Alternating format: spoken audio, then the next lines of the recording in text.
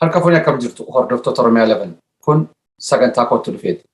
Sagantaa kootti dhufee kenna har'aa irratti raafama siyaasaa biyya Itoophiyaa mudateetiniin jiru waraana gama hundaan marseetiniin balaa haa ta'uu nagaa gama fuulduraatitti hegereen isaanii maal akka ta'e hanga ammaatitti sodaa guddaa keessa biyya gaheetiniin jiru irratti mari'achuudhaa deemna. Dhimma kanarratti Koongirasiin Federaalistii Oromoo tibba kanarratti waliigaltee biyyaalessaa jedhameetiniin mootummaan kaasaatiniin ture irratti haal dureeleen inni kaasaatiniin ture keessaa tokko taatee amma ta'aatiniin jiru. Keessaahuu qaamoleen waraanaan biyya keessa socho'aatiniin jiran gatta'anii marii akka mari'atan mootummaan akka haala mijeessu haal duree godheetiniin gaafataatiniin ture. Mariin nageenyaa yeroo baay'ee irra deddeebiidhaan gaafatame milkaa'uu dhabuun ammoo waraanni hammaatee gama Finfinneetti imaluutti jira. Dhimma kana keessatti hegereen Oromoo maal ta'uudhaa deema? Oromoon as keessaa maali mata duree inni qabateetiniin gama fuulduraatitti itti dhiyaachuu danda'u? Dhimma kanaa fi kanneeniin wal qabataniin ittaanaa hoogganaa Koongiresii Federaalistii Oromoo obbo Mulaatuu Gammachuu affeeranneetiniin jira. Turtii obbo Mulaatuu wajjin taasifnu biyya rakkoon intarneetii jabaan waan jiruuf qulqullina sagalee fi suur-sagalee hanqachuu isaatiin dursinee dhiifama isin gaafanna. Turtiin keessan waliin haa ta'u. Oromiyaa 11. Obbo Mulaatuu gama Oromiyaa 11 sagantaa kootti dhufeetti baga nagaan dhuftan. Fayyaata baga nagaan nu eddanii Oromiyaa 11 guddaa goonee isin galateeffannaa galatooma. Mee obbo Mulaatuu haala raafama siyaasaa biyya Itoophiyaa akkasumas immoo qabatama Oromiyaa keessa jiruun wal qabateetiniin torbaan darbe keessa ibsallee baastanii turtan. Ibsi suni kan inni hundaa'eetiniin ture marii biyyaalessaa jedheetiniin mootummaan dhaabe irratti haal dureelee qabxiilee afurillee kaastan. Haala bu'uura ibsa saniitii fi haal duree ibsa sanii kaasnee waan qabatamaa amma jiruun immoo wal qabsiisutti deemna. Meesa sannuu kaasaa.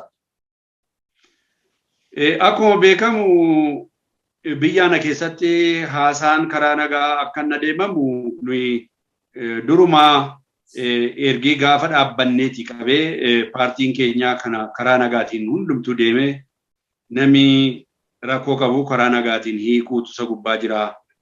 Qawweedhaan humnaa walirratti bobba'u sirna waggaa 150 nurra ture kana dhaabuutu nu gubbaa jira. Kaalcherii siyaasa keenyatti walii wajjiniin haasofnu taanii walii wajjiniin haasa'uun nagaadhaan hiikuun nu gubbaa jira jennee kanaan dura haasaa biyyoolessaa wal ga'anii warri mufii qaban hundumtuu iddoo tokkotti akka dhufanii kanaan dura barreen gaddaadha kan nuyi kana yaalaa turre. Inni didamee ergi didamee booddee immoo filannootti dhufee. Filannoon godhamuun isa gubbaa kan filannoo goonuu fi waa sadii yoo nuu filannoo kana adeemsuudhaaf immoo duraan dursinee mufiin baay'een waan jiruu fi waliigaltee gochuun nu gubbaa jira jennee turre. Kun hin danda'amne mootummaan humnumaanii itti adeemaa ture. Ergasii booddee filannoo adeemsanii filannoo keessaa nuyi dhiibamnee baane. Ergi baanee booddeetti akkuma amma dhageessanii biyyattiin iddoo hundumaa golee arfaniini abiddatu boba'aa jira, lubbuu namaatu dhumaa jira. Baajetiin mootummaallee yeroo dhiyoo asitti muummeen ministeeraa akka labsanitti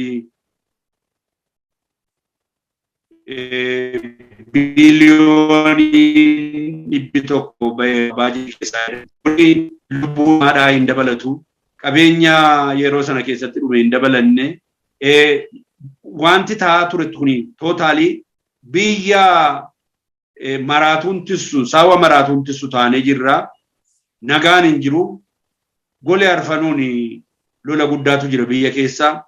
Kanaaf amma walitti dhufnee haasa'uudhaa fi qabxii arfan kana fudhannee walitti dhufnee haasofnaa jennee baafne. Qabxii arfanuu egaa sabaabne kana tokko tokkoon yoo hin barbaachisa ta'e irratti dubbachuun hin danda'ama jedhee namana. Qabxiilee afran mata duree isaanii haa kaasnuuti maal jechuu akka ta'e immoo dhawaataan laalaa deemna. Qabxiin tokkoffaanii waan nuyi jennee ilaa nagaa buusuudhaaf hundumti keenya kutannee ka'uun nu gubbaa jira. dhiiga dhangala'u kana qabeenya badu kana hundumaan nutti dhaga'amutu sababaa jira. Hundumti keenya iddoo qabnu gadhiifnee nagaa biyya kanaa fi wal duukaa bobbaanee warra kanaan dura lola iddoo hundumaatti godhan namni baay'een illee isa kibbaa kana keessa isa kaabaa kana keessa jiru hundumaa akka lolaatti fudhata. Inni Gumuz, inni Oromiyaa keessa jiru, inni Afaarii fi Sumaalee wal lolu, inni Amaara keessa jiru Qimaant Aagao, isaan kun akka lolaatti hin fudhatamu. Yeroo ammaa kana keessa kan baay'inaan miidiyaa kaavereejii qabu isa Tigree fi Amaara gidduutti godhamaa jiru kana bichaadha kan haasa'amu. Araarrisumaa fi kan jedhu yaada qabu. Garuu biyyaana keessatti wanti lolama qabu kun hundumtu qawwee isaanii lafa kaa'anii hundumtu gara mareetti dhufuun hin barbaachisaa jenneetiin qabxiin tokkoffaan lolli dhaabbatee utuu lolla deemaa jiru araara dubbachuun hin danda'amu. Utuu lolla deemu utuu jireenyi babbadu qabeenyi utuu dhumu lubbuun namaa utuu ba'u ta'anii haasa'uun hin danda'amu. Kanaatiif warri lola adeemsan hundumtu araaraaf gattaa'uun waan isaan gubbaa jiruu fi araaratti dhufuudhaaf immoo duraan dursanii lolla dhaabbatu jenne. Inni kun qabxii tokkoffaadha. Inni lammaffaan immoo araara kana kan deemsanii karaa baay'eedhaan deemamaa ture. Durre callumedhanii wal waamanii ta'anii haasaa godhanii warri wajjinii walii galu. Warri walii wajjiniin haasa'ee waan ta'u. Warri nagaadhaan addana keessa deemu kun haasaadhaan kun nuuf faayidaa fiduu dideera. Kanaatiif haasaa kana gochuudhaaf namni gidduu taa'ee haasaa kana adeemsuu hin danda'u. Egaa rakkinni keenya biyyaana keessatti abbootiin amantiidhaa araarsuu danda'u, sheekonni araarsuu hin danda'u, abbootiin gadaadhaa araarsuu hin danda'u jedhu. Isaan kun karaa mirgaas ta'ee karaa bitaas sirna kana keessatti harka waan qabanii fi araarsuu warra danda'an miti. Kanaatiif warra araaramuudhaaf jedhan walitti yommuu isaan dhufanii jedhanii nama araarsuu danda'u kana warri araaramuudhaaf walitti dhufan kanatu orgaanaayizii godhee ajandaa isaanii hundumaas isatti dhiyeeffatee isaantu filataa jennee keenya. Qaama sadaffaa kan walaba ta'e jechuu keessan. Qaama sadaffaa namni nama araarsuu danda'u nama garlachuutii hin qabne nama garlachuutis looguu hin dandeenye loogii ala araara adeemsisuu kan danda'u qaama akkasii jiraachuutu isa gubbaa jira jennan. Qaama akkasii san sadarkaa idil addunyaatti ilaaltan moo sadarkaa biyyaalessaatti argama moo eessaa dhufa jettanii yaaddan? Fakkeenyaaf biyya keessaa argamuu danda'a moo sadarkaa idil addunyaa? Galatoomi gaaffii gaariidha kuni.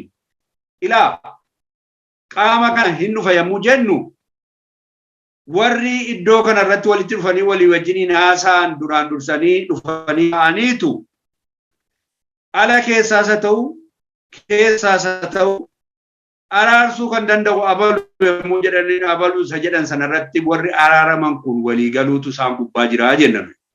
Fetaa kompiiliitii goonee abaluu yoo ta'e malee warra bakkee yoo ta'e malee inni keessaa hin araarsuu isa jedhu sin qabu. Waan nuyi jechuu barbaannu warri araaraaf ta'anii araaramuu kan nuyi dandeenyu yoo dubbii keenya abalu yoo ilaale malee hin araaramnu jechuu hin danda'u. Inni tokko yoo fudhate inni tokko hundidaa kanaatiif walii galtee barbaachisaa nama abalachuu keessa walaba ta'e. Amma dubbii kana maaliif isinii kaasee obbo Mulaatu? Fakkeenyaaf haala qabatamaa biyya Itoophiyaa san yoo laalleetiin hin jenne waggoottan 100 darbe guutuu amantaa fi mootummaan kan addan bahin mootummaan amantoota hunda kan akka fedhe ofii isaatii geggeessu, ofii isaatii nama muudu, ofii isaatii nama kaasu. Dhaabbileen dimokiraasii jedhanii lakkaa'uu danda'an silayyuu humna hin qaban yookaan immoo walabummaa hin qaban. Dhaabni biyya keessaa waan kana gochuu danda'u abbootiin amantaa loogii akkasii keessa erga galanii yookaan immoo sirnaan walitti hidhata erga qabaatanii abbootiin gadaa inni kun dhiibamee inni kun dhiibbaadhaan inni kun ofiyyuu itti madaqee sirnaan erga wal simate maaltu dhufuu danda'a biyya keessaa jettaniitiniin yaaddaniidha gaafiin kiyya.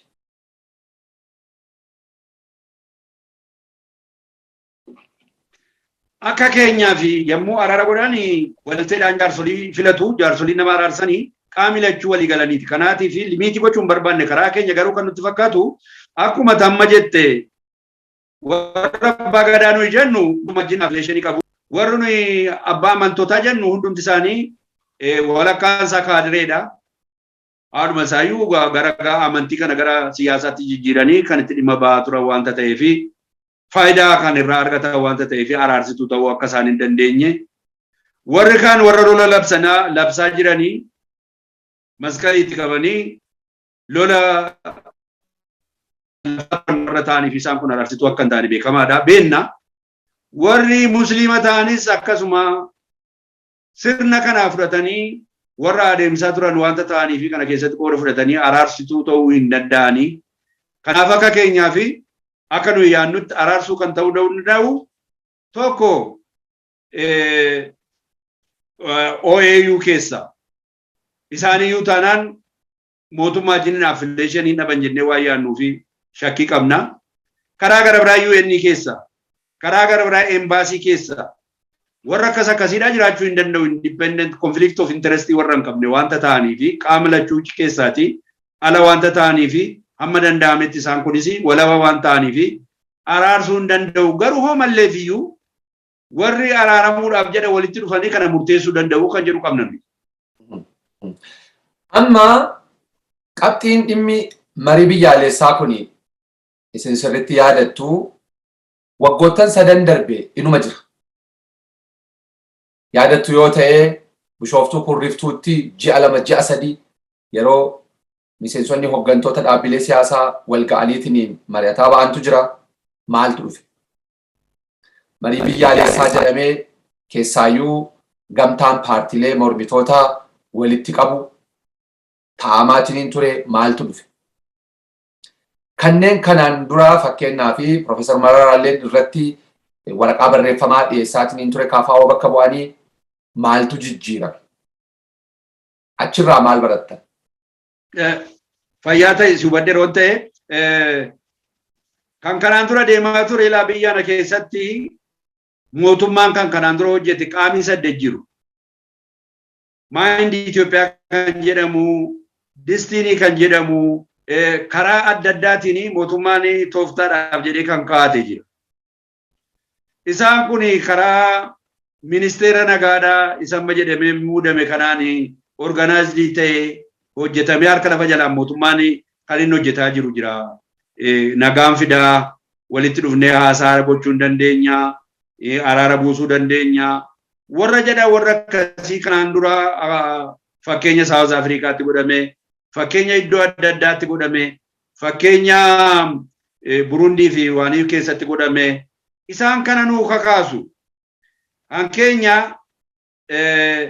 isaan kana miti amma nuyi itti buufnee namaa kun yoo walii wajjin jiraanna ta'e gara sechiitti biyyattii kana tokkummaa ishee qabnee hin deemne yoo ta'e uraasaa baafnee isa achi keessa jiru malaasaa malaafnee gadi finnee rakkina qabna. Rakkinni nuyi qabnu rakkina seenaa qabna. Rakkina seera ittiin bultii kanayyuu inni kaan waraqatuma ittiin barreeffame kanayyuu baasuu kan hin dandeenyedha. Kanaatiif heerri mootummaa kun gatii hin qabu, gatamuun isa gubbaa jira warra jedhanii. Warri kaan immoo haadhuma isaa federaalizimiin kun biyya kanaaf dhimma hin baasu, dhimma zarii irratti kan hundaa'edha jedhanii kan galgala ganama qubatti dha'an baay'eetu jira. Warri kaan immoo lakkii biyyi kun Oromiyaa kuni gosa, Amaaraa Tigiree warri jedhamu gosa, biyya keenya balleessaa jira hamma ammaatti jedhanii kan yaadan jiru. Kanaatiif gaaffii adda addaa kana kan hin jedhamnetu jira. Kanaaf iddoo tokkotti walitti dhufnee waliin jiraachuudhaaf maal gochuun nu gubbaa jira isa jiru murteessinee gara seechiitti yoo walii wajjin jiraanna ta'e waan walii gallu irratti walii gallee waan walii hin galle irratti immoo gara seechiitti hojjennee wayyeessina jennee deemuutu nu gubbaa jira. Kanaatiif hamma mamitti deema probably mootummaan amma jiru kuni bakka bu'uu deemuu dadhabuu hin danda'a. Yoo galluudha baanne kanaatiif jijjiirama guddaa waan dhufuufi kana keessa taa'ee nama biyya kanaa ta'ee kaani sirni federaalizimii itti fufee adeemu sirni federaalaa jenna. Kaan immoo hinkoo innumti duriidha inni tokkeen suni lummuuxxiin sun itti adeemuu kan jedhanii barbaadaa jiran jiru. Kana ala namni ta'ee namni uummata kana keessa jiru kana alan ta'u kana lachuu alan ta'u. Kanaaf yoo hammaatee jedhee bakkeedhaati akkuma amma jedhe UN keessaa UN African Union keessaa UN Embassy keessaa qaama alaati warra alaatiini araarsuu gara kanatti adeemuun isin danda'ama yommuu daayiloogiin kun dhufu jechuu barbaanneeti.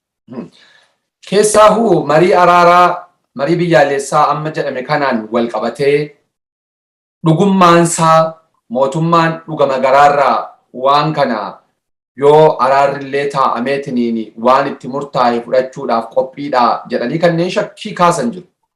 Tariitii mootummaan waan kana yeroodhaan bitachuuf godhaaraa kanneen jedhanis jiru. Fakkeenyallee kanneen kaasan jiru dhimma kanaaf. Fakkeenyi yaadattu yoo ta'e waggaa 2 dura yeroo hoggansi gaaddisa Oromoo dhaabbatee hoggansi gaaddisa Oromoo mootummaan battalatti waan san kan itti fayyadamee waggaa 2 dura irreecha dhufurratti namni gunguma qaba waan tureef mootummaa mormiidhaaf qophaa'aa ture waan tureef irreecha san dambalii san ofirra dabarsuuf waggaa 2 dura hoggansa gaaddisa Oromoo mootummaanis jajjabeessee dhaqee itti hirmaate borumtaa isaatti garuu hin facaase. Kanaafuu mootummaan dhimmoota marii araara jedhamu akkasii kana qilleensa ofirra dabarsuuf yeroo ittiin bitachuuf malee dhugaa garaarraa miti jedhan. Maali wanni si yaaddan gamaagamni keessan?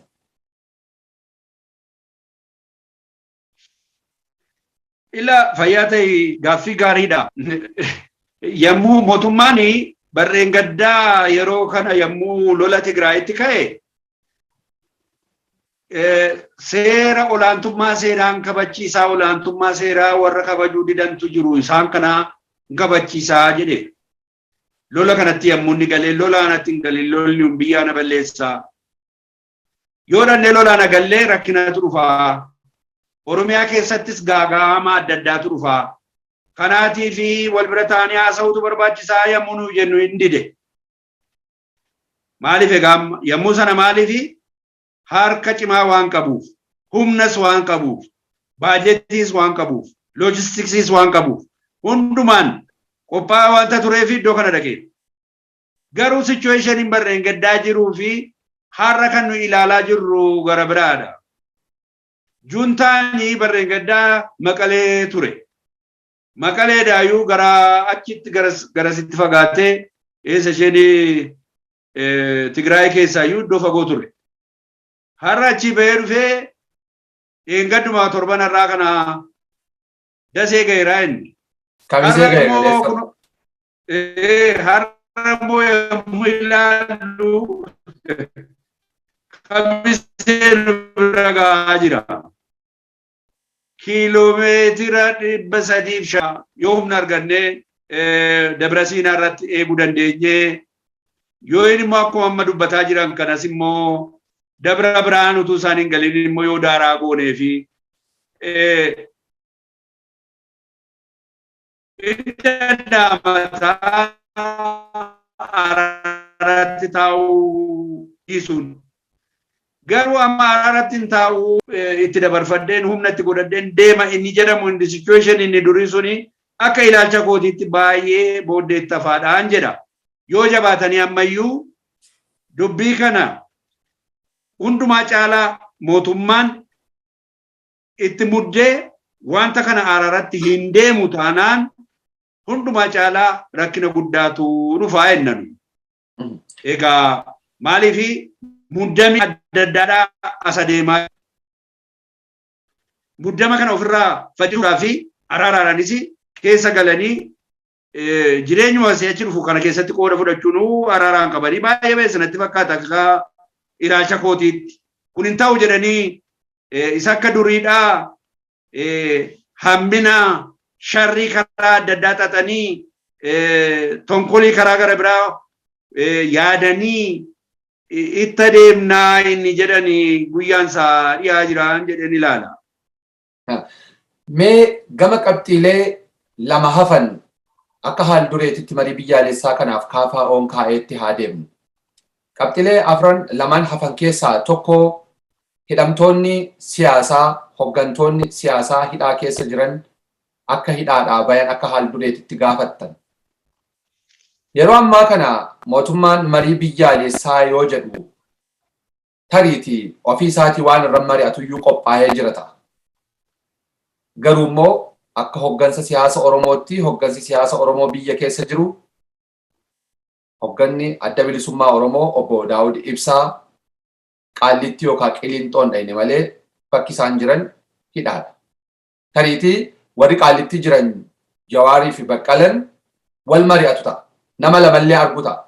Obbo Daawud garuu dallaarraan asbeezaan kennamaa fi namaa waliin argan. Intarneetiin irraa citee hidhaa hammaataa keessa jiru jechaa koodha. Hogganni inni gama biraallee akkasuma hidhaa keessa jira. Amma borga nama mariidha osoo jedhame maal lafaa qaba hogganni Oromoo? Maali dantaan Oromoo inni dhugama mari'ateetiniin irratti kana qabadhee gadi ba'a jedheetiniin of qopheesse? Yoo kun hin taate guyyaa tokkotti haali mijaa'utu isa gubbaa jira jenna warri araaraaf deemanii mootummaan dhuguma jeenuun araaran barbaada yoo jedhe haala mijeessuutu isa gubbaa jira. Tokkoffaan warra bakkeedhaatii amma qawwee qabatanii jiran sanaa fi isa kanaan dura irra kaa'ee rakkina uumame shororkeessaadha jedhanii karaa adda addaa maqaa adda addaa kennanii warra bakkeetti dhoowwan kanaa fi nagaa labsuutu barbaachisa. Nagaadhaanii qawwee lafa kaa'anii hundumtuu hin dhufa yommuu jedhanii nagaan labsamaa. Warra kanaaf immoo mirkaneessuudhaaf warra hidhanii siyaasa jedhanii maqaa siyaasaan warra hidhamanii jiranii mana hidhaatii baasanii isaaniin firii gochuutu barbaachisa. Ergi kun godhamee booddeedha araaratti kan taa'amu malee gana araaratti teenya araaramnee isaan ijin dubbannaa jechuun araara barbaaduudhaaf argitee haala mijeessuutu barbaachisa. Namni araara barbaadu, namni nagaa barbaadu, nagaa na bu'u yommuu jedhu nagaa buusuudhaaf milikkita kan ta'an rood maappii sana kaa'uutu barbaachisa. Maal jechuu kooti warra hidhamanii niiku warra maqaa adda addaa irra kaa'anii alatti kanaan dura qawweedhaanii rakkisaa turan kana hundumaa hin tasgabbeessu haala sirna mariidhaaf kan ta'u hin mijeessu. Mootummaan kana nagaan barbaadan jedhu kana mijeessa. Ergi kun mijaa'ee booddeedha namooti walitti dhufanii haasa'uu kan danda'an. Kun mijaa'u kana baay'ee fagoodhaa jedhanii istuu remote kanan ta'u taanaan maaliin beekteeti kanatti wajjin haasoftu namni warri haasaa kana haasa'uu danda'an political nuyi fakkeenyaaf yennaa fudhatteette kaafaa'oonii biiroonsaa waajjirri isaa waajjira 206 keessaatii waajjira 4 bichaatu banaadha. Warri kaan akka wajjin cufamaniiru warra achi keessa turanii filmaata kanaaf itti galu jennee nuyi kanaan dura isaaniin achitti keenyee turre mana hidhaa jiru. Warri nu deeggaran hundumtu mana hidhaa jiru. Biiroon keenya waajjirri keenya caccabee mii keenya keessa fudhatameera. Rakkina adda addaatu jira Oromiyaa nuyi gadi baanee iddoo tokko yoo dhaquu hin dandeenyu. Namootatti dubbachuu hin dandeenyu. Isaantu hidhaa jira malee warra dana jiru biiroon numti jiru immoo hidhaa keessa jira. Sarbilaansii jala jira. Kanaatiif attam godheetti kan deemsi danda'amu warri lafa taa'anii araara kanaaf harka kennuutu hin barbaachisaa jennee yaadnan. Akka reefu jalqaba irratti kaastanii lolli kan kaabaa odeessa idil addunyaa argateetiniin xiyyeeffannaa sabaa himaalee haa harkisuu malee lolli kan jalqabumarraa eegale Oromiyaa keessatti. Oromiyaa keessaa Oromiyaan gama lixaa Wallagga Afranuu jechuun danda'ama. Gama kibbaa Booranaa fi Gujiin lola hammaataa keessa darbe waggoottan 3 darban kana keessatti ilmi namaa du'aa jira. Gari lamaanuu wal waraanuu hawaasa ni miidhaa. Akkasumatti immoo mootummaan maqaa waraana bilisummaa Oromootiin namoota gadi baasee bosona keessatti rasaasaan mataa keessa rukutee ajjeesu hunda viidiyoo waraabaniitiin seeraan gadi lakkisu. Waan baratamaatiin dhufeedha nama hidhaadhaa baasanii ajjeesuun. Adeemsa kana keessatti gaafa mariidhaan haa ta'u jedhamu mariileen kana dura dhiyaataatiin turan marii dhugaa hin turre. Amma immoo waraanni bilisummaa Oromoo gama Finfinnee dhiibaa jirullee waraanni humna ittisaa Tigraay gama Finfinnee dhiibaa jirullee duruu marii dhugaa hin teenne amma marii maal abdannee teenna waan jedhu wayiitu irraa mul'ata. Dhiyeenya kana BBCdhaaf Kumsaa Dirribaa yookaan Jaal Marroo fi akkasumatti immoo Jaal Gammachuu Abbooyyee namni jedhamu hogganni waraana bilisummaa Oromoo gama biraa wanti isaan kaasan gama waraanaatti deemu malee mariin taa'amu hin jirudha. Akkasuma gama humna ittisa Tigraayiin Jeneraal Tsaadiqaan Gabratinsaayis wanti inni kaase kana. Yeroo kamiyyuu yoo araara dhugaa ka fedhamu taate araara dhugaa qaama hinjifatamaa jirutu ta'a. Mootummaan immoo hinjifatamee jira hin jenne. Dhugama araarri kun milkaa'isnitti fakkaata. Egaa isa akkuma jettee kan shakkiin tumaa jiru addanaati waliin teenyee araara goonaa walitti dhufnaa ennee ergii gaanuu kana jeekkaruutti ergi gaane waggaa 3 fixeera. Gaafa muummeen ministeeraa gara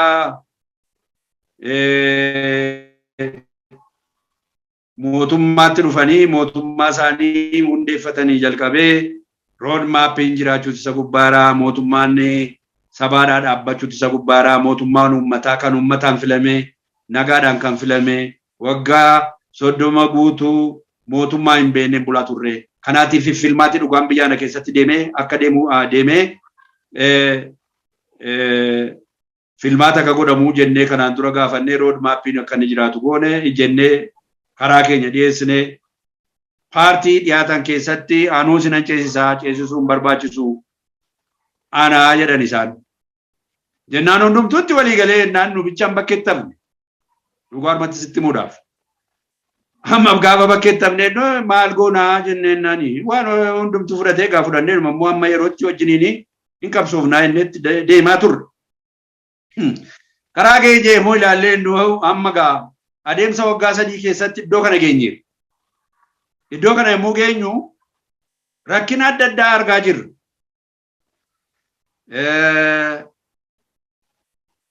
Haasaan walitti dhiyaatanii haasaan innata masila waa'ee iddoo kurruuftuutti iddoo adda addaatti dhannee haasaa turre biyya ijaarraa maal goonaa inni jedhanii ofumaati malee jeenuun haasaan ture.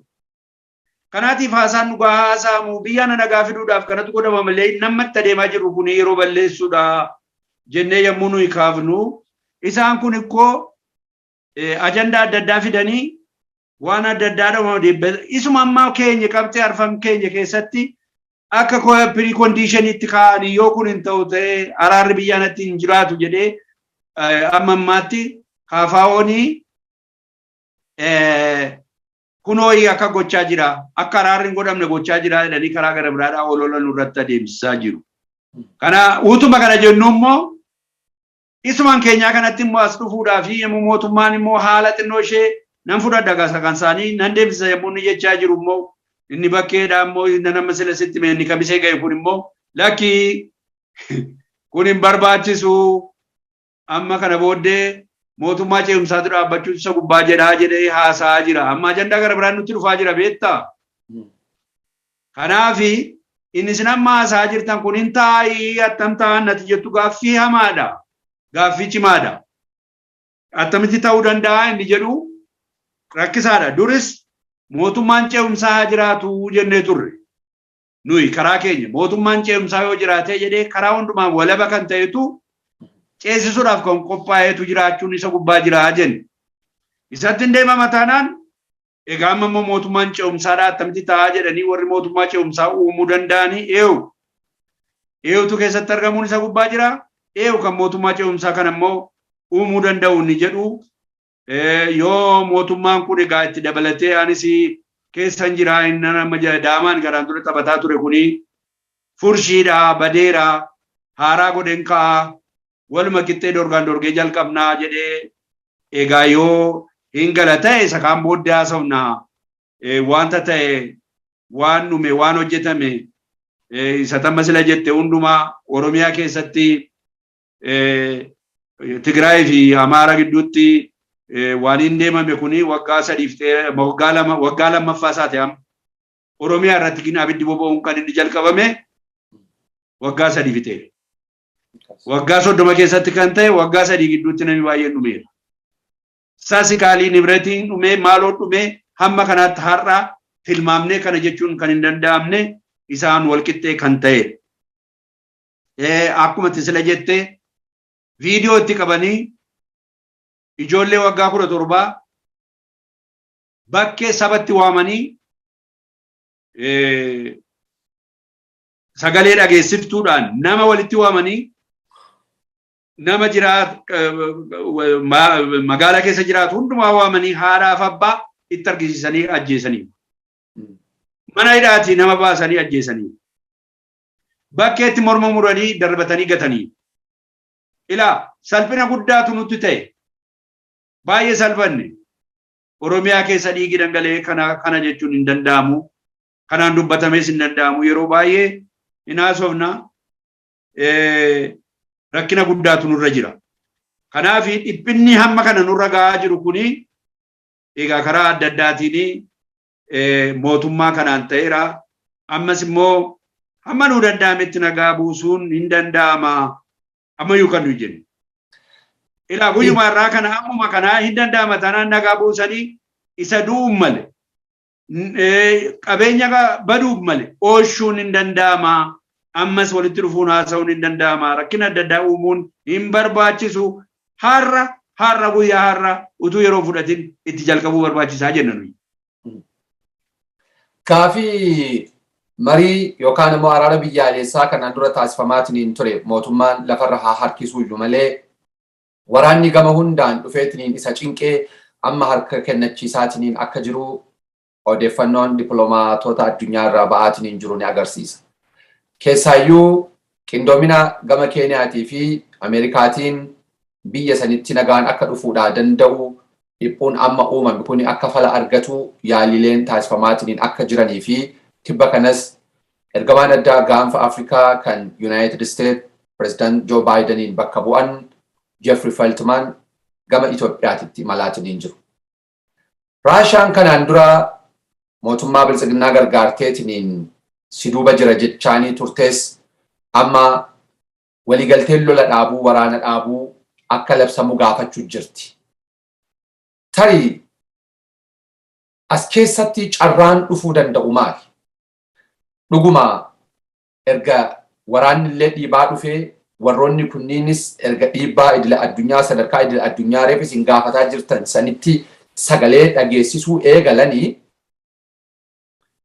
maal bu'aa buusuu maal miidhaa qabaatu jettanii yaaddu. Waan kana wanti isin gaafadhuuf qaamni gidduu galu qaama idila addunyaa waan ta'eef qofa dantaa hawaasa hundaa qixatti ilaala jechuun hin danda'amu. Rakkoon waggaa 30 dura Oromoon mudate sababuma Ameerikaa addi bilisummaa Oromoo keessaa dhiibamee Oromoon aarsaa guddaa itti kaffale wal fakkaataan dhufuu dhabuudhaaf carraa egeree Oromoo keessatti maali wanni jiru? Maali yaaddan isin? Ilaa yoomuu haa ta'u Oromoon tokkummaansaa cimsatee humna isaa jabeeffatee isa dhufu keessatti jabaatee dhaabbachuutu isa gubbaayeera. Amma haasaa haasofnu keessattis araara dhufu keessattis walitti dhufeenya dhufu keessattis walii galtee dhufu keessattis Oromoon jabaatee miilla isaa lafatti qabatee jabaatee iddoo isaa eeggatee jiraachuutu isa gubbaa jiraa isa jedhu kana jala murree himna. waa'ee nagaa addunyaanii maal nutti himaa ture? Yommuu jalqabaa isin yaa jaranaa maalii wal loltu? Maalii wal irratti meeshaa kaaftu? Maalii wal irratti dhukaaftu isinoo biyya beelaa jirtanidha. Biyya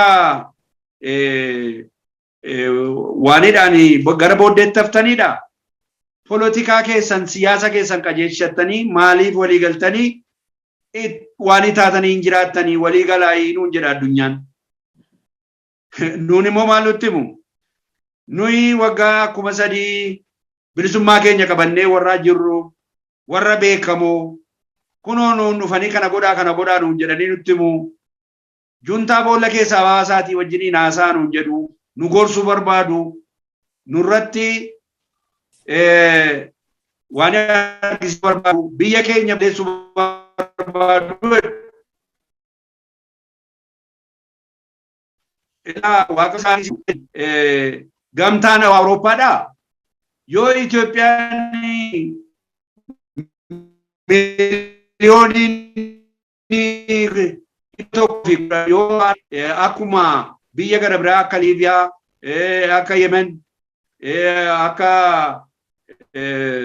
Sooriyaa kana yoo taate jette akka sana gochuuf jedhanii nutti himu. Akka sana gochuudhaaf gamtaan Awurooppaa rakkina guddaa arga. Ofii isaatiif jedheeti kan inni nutti himaa jiru. Sabi kun yoo faca'ee jedhe eeyyutti faca'a. Een bira dhaqa. Galaana ce'aa Awurooppaa jiran gala. Isaan kan isaan wawwaatan bor maaltu ta'a jarri yoo manni isaanii jigeedhe eeyyutti baqatu jedhu. Faayidaa nurraa argataa jedhanii kan nutti maayiran anaaf naan galu. Faayidaa irraa arganna malee faayidaa waan inni nurraa argatu. Har'a qal'aa salphaatti yoo ilaalte agoo waan balbala cufate. Mi'a keenya jettee erguun hin dandeessanii Ameerikaan isinirraa bituu jedhe. Nurraa biteenye humnaan gochuu hin dandeenyu of adda teenye wal maraa oolla. Yoo dhaqee gurgurame malee warra addanaa hojjetan hojii hiikuu ergee hojii hiikan immoo maal nyaatanii bulu.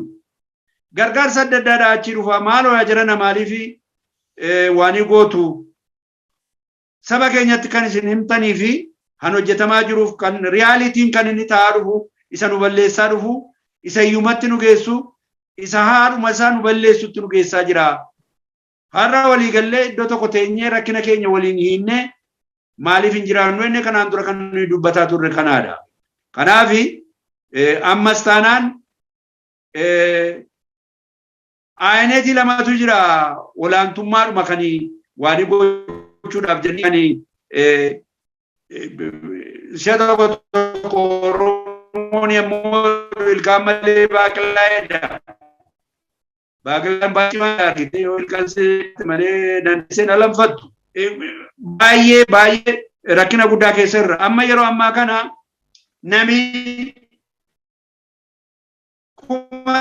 miliyoonii 24 ta'u beela'eera jedhame. Namni karaa kaabaa kana yommuu ilaalteettu mana gadhiiseera lolaan. Hammi jiru amma akkuma jirutti idduma jirutti baqataa ta'eera. Biyya gadhiisaa jira. As nutti adeemaa jira. Itoophiyaa isheen kaaba jirtu gara Oromiyaatti jigaa jirti. Inni gubbaadhaa as baqatu kun nutti baqataa jira. Nuyi addanaa jireenya dadhabneerra. Qaaleensi jireenyaadhaa baay'ee samaayii galeera. Kanatti yommuu dhufee dabalamee nus jireenya dadhabneerraa kanaatiif har'a bullee ooluudhaaf baay'ee rakkina keessa jirra.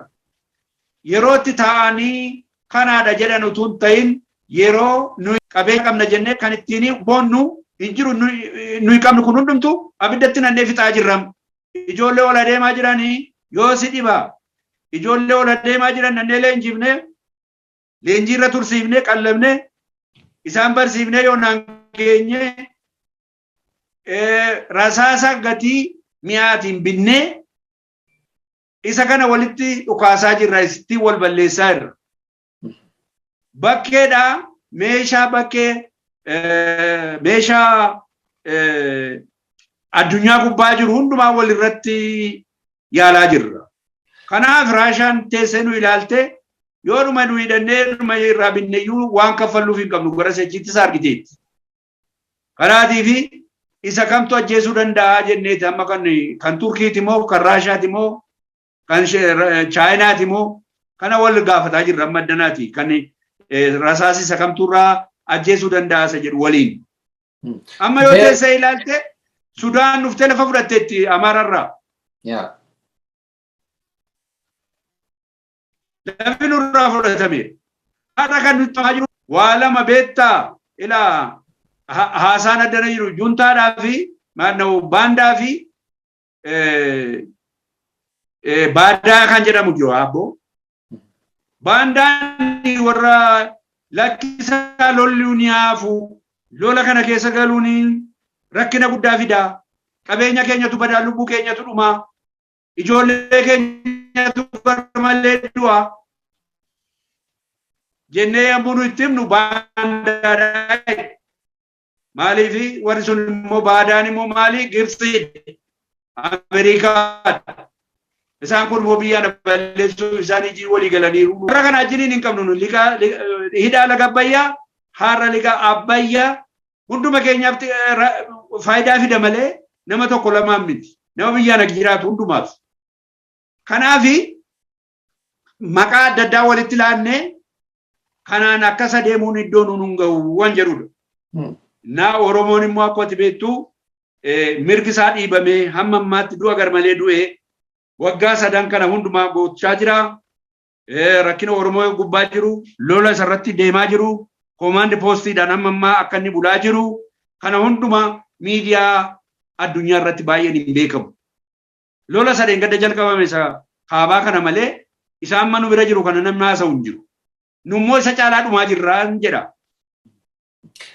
Kanaaf gaafii kiyya duraa keessatti illee yoo na hubattan qabxiin ani kaasuudhaaf fedhe gaafa jaarsummaatti deemna mariitti deemna jedhame yoo mariin jedhamaa jiru kuni kan dhugoomu ta'e jechuu kiyya. Oromoon maal qabatee deema? Gaafiilee waggoottan 30 darban waggoottan 100 darban gaafa taatiniin ture gaafii baay'ee qaba. Gaafii abbaa biyyummaa lafa isaarraa buqqifamee lafa isaarraa dhiibameetiniin waardiyaa fi kadhattuu ta'aara. Gaafii afaan ofiitiin dubbachuu, gaafii Finfinneen mataansaa maalummaan isii eenyummaan isii gara itti cittu hin qabne agarraa. Gaafiilee hedduu qaba ture. Tokkollee hin deebi'in gubbaarraan rakkoon dhufaatuma uwwisee dhoksaa jira. Maal qabatee dhaqa Oromoon gaafa mariin biyyaalessaa taa'amuu deemu kana akka KFO'tti maal ajandaan keessan? Maal dantaan Oromoo isin gaafachuudhaa deemtan? Yoo marii kana irratti jettan. Ilaa Oromoon kan inni jabeessee qabatee kan inni itti deemu ofii kootiin obbushaa namani ofii kootii filadhee taa'ee qoree ilaalee hattuuf sobduu utuu hin ta'in ati na bushuu hin dandeessu ati akkas jedhee fuulaa fuulatti itti dubbatee nama ofii isaatii kaa'ate barbaada. Sirna gadaatiin isa dhugaa ergii nama isaa kaa'ate booddee waa'ee isaa rakkina isaa waa'ee daangaa isaatii waa'ee afaan isaatii waa'ee aadaa isaatii waa'ee barumsa isaatii hundumaa kana iddootti gashuu barbaada Oromoon akka keenyatti kun iddoo qabachuun isa gubbaa. Kanaaf immoo maaltu deemuun isa gubbaa irraa filmaati dhugaa Oromiyaa keessatti Oromoon taa'ee filmaata dhugaa adeemsee nama isa bakka bu'u mootummaa isaa dhaabbachuu barbaada. Mootummaa isaa ergi dhaabbatee booddee immoo daangaa isaa albuudaa isaa achi keessa jiru abbaa biyyaa ta'uu isaa mirkaneeffachuutu isa gubbaa irra. Hin mirkanoofne abbaa argetu surree dachaafatee keessa deemaa. Abbaa argetu itti dhimma ba'uu barbaada. Abbaa argetu lafa isaa gurgurataa. Abbaa argetu dhaqee hirmaatee irra taa'ee har'a abbaa itti ta'ee Oromoo rakkisaa jira. Kanaatii fi Oromoon abbaa biyyummaa isaa mirkaneessuu barbaada. Afaan isaa afaan hojii federaalaa ta'uutu isa gubbaa irra. Ijoolleen isaa waggaa 30 barteetti afaan federaalaa kana keessa galtee keessatti hojii hojjechuun dirqama isheeti. Kanaatii fi afaan federaalaadhaa kan nuyi jennu afaan kuni afaan hojii federaalaa ta'uun dirqama. Kun ta'uun isa gubbaa. Finfinneen handhuura Oromooti. handhuura Oromoo ta'uu isheerraa magaala guddoo biyya Oromiyaadhaa Finfinnee. Kanarratti namni gara biraan dhufee irra garmaamee akka barbaadetti waan barbaade irratti hojjetee isa deebi'ee galuutuu hin ta'in abbummaa ishee irratti mirkaneeffachuutu ishee gubbaadha. Biyya kana keessa sirni federaalizimii lafa qabatee kana keessatti Oromoon mirgi isaa eegamee fi warra gara biraajinii walqixxummaatti akka inni jiraatu barbaanna. Kun gaaffiinsaa hin deebinee fi ammas kanuma qabannee deemnaa jennee yaadnan. Karaa gara biraa barmootisaa, aadaasaa, daangaasaa iddoo hundumaatti kabajamuutu isa gubbaa jira. Yoo ilaalteette har'a yeroo ammaa kana keessa Walloon rakkina keessa jira. Maaliifi abbuma argetu hankootii jedhee itti gamaa jira. Raayyaan hangafa Oromooti. Raayyaan har'aa makara argaa jira raayyaatti.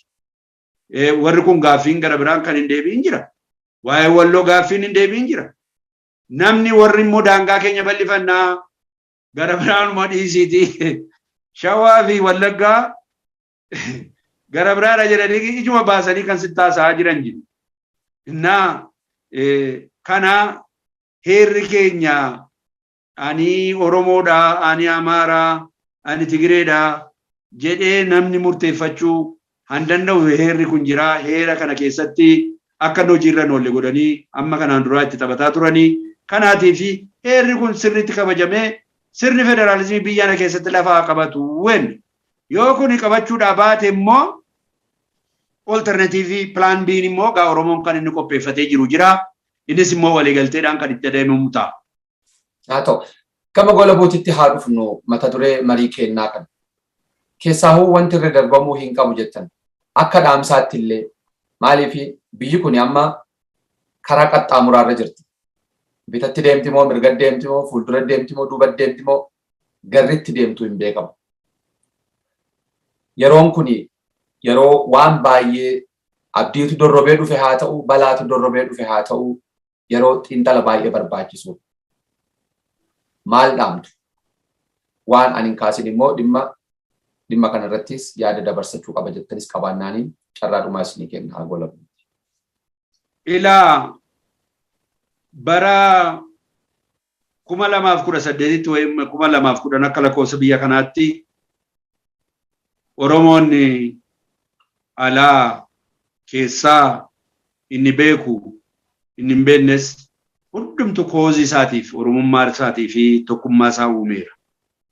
Koozii isaa irrattis tokko ta'eera.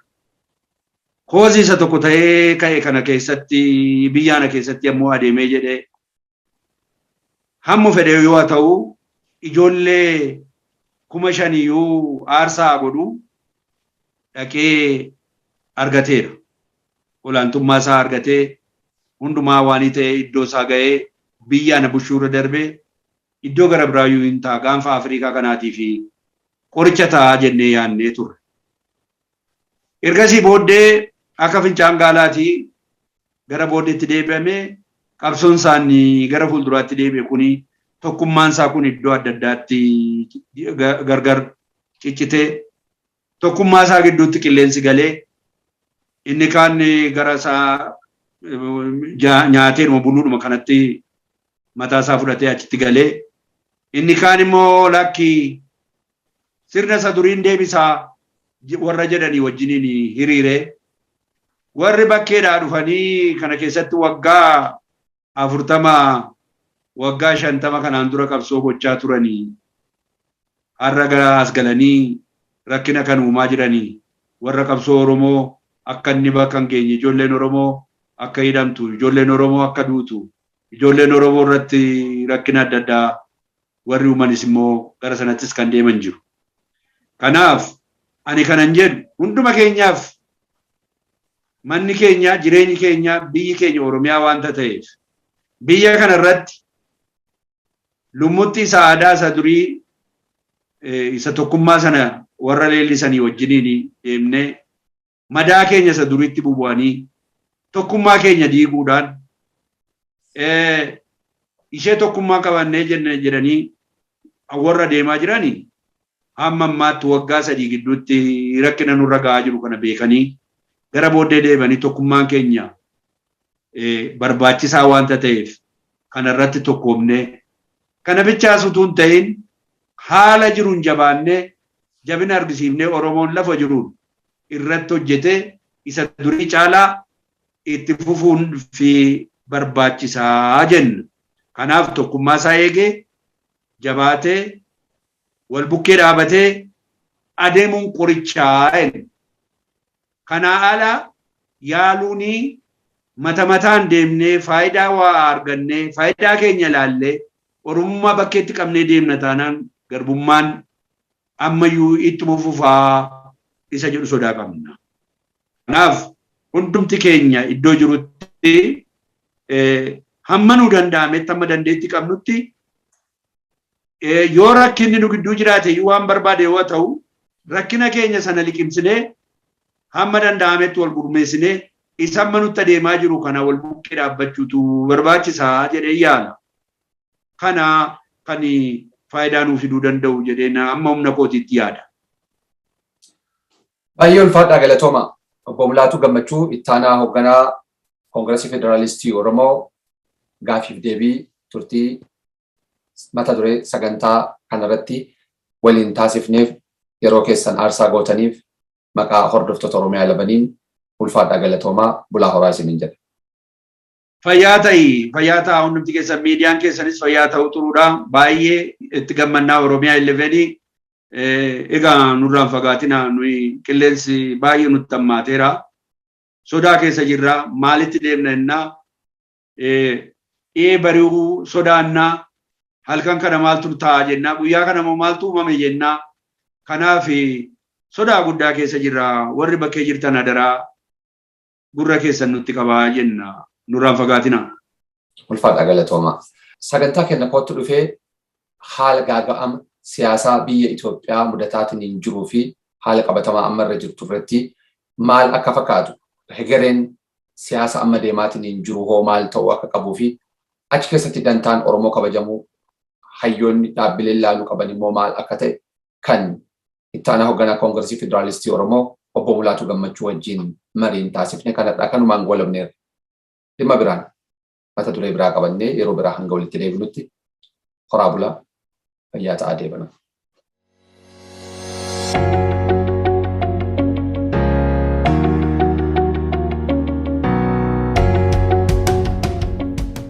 Maqaan kiyya Aishaa Aliiti. Ani ogummaan kiyya nersiidha yookaan waa'ee fayyaa keessaan hojjedha. Ramsey County keessatti waldaa hawaasa Oromootirraa nin hirmaadha. Guyyaa tokko daa'ima argachuuf karoora ni qabda yoo ta'e talaallii COVID-19 fudhachuun hagam fayyaa kiyya miidha jettee yaaduun malta. Oduun gaariin jirtu ragaan talaalliin COVID-19 rakkoo ulfarratti fidu yookiin ulfa miidhu mul'isu tokkolleen hin jiru. Dhugumatti rakkoon dhala dhabuu miidhaa rakkoo talaallii kamirraahuu fudhachuun wal qabatuu miti. Hojiin talaallii qaamni kee vaayirasii COVID-19 akkamitti akka ifirraa ittisu barsiisuudha. Yeroo qaamni kee akkaataa miidhaan irra gahuu maluu danda'u firraa ittiin ittisu baratee ofiinuu talaallichi ni dhabamsiisa. Talaalliin kun waa tokkolleen isaa qaama kee keessatti hin hafu. Yaaddawuun waa'ee talaallii fi hormaataa yookaan dahumsa qabaachuun humaa rakkoo hin qabu. Hormaanni fayyaa keenya keessatti hedduu fardiidha. Waa'ee talaallii COVID-19 fi ulfaa laalchisee odeeffannoo dabalataa argachuuf ogeessa yookaan doktora kee waliin haasawi. Galatoomaa.